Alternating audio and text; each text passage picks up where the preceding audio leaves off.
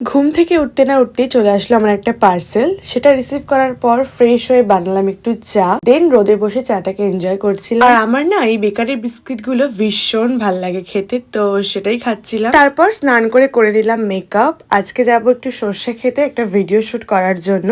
আর আজকের আমার ভিডিওগ্রাফার আছে কিন্তু অয়ন্তিকা। তো আমি আর ও মিলে চলে গেছিলাম লোকেশনে। আর দেখো কত সুন্দর এখানে সর্ষে ফুল ছিল, বাট আমার এই ভেতরে ঢুকতে একটু ভয় লাগছিল, মনে হচ্ছিল যদি কোনো পোকামাকড় থাকে, বাট তাও সাহস নিয়ে ঢুকলাম। আর এই দিনের ভিডিওটা কিন্তু আমার অলরেডি ইনস্টাগ্রামে আপলোড করা আছে, তোমরা প্লিজ গিয়ে চেক করে নিও। আর এত রোদের তাপ ছিল, আমরা তো শুট করে পুরো পুড়ে গেছি রোদে। তারপর বাড়ি এসে করলাম একটু স্কিন কেয়ার। আর আগের দিন একটা পার্সেল এসেছিল, তো সেটারই আনবক্সিং ভিডিও শুট করলাম। তারপর লাঞ্চ করে খেলাম একটু এই মিষ্টিটা। দেন সন্ধ্যাবেলা আমি আর দিদি মিলে গেছিলাম একটু শপিং করতে। ওরই কিছু কেনাকাটির ছিল, তো ওই সেগুলো কিনছিল। তারপর ওখান থেকে বেরিয়ে এই ফেমাস দোকানটায় আসলাম। এই দোকানের মোমোটা জাস্ট আউটস্ট্যান্ডিং।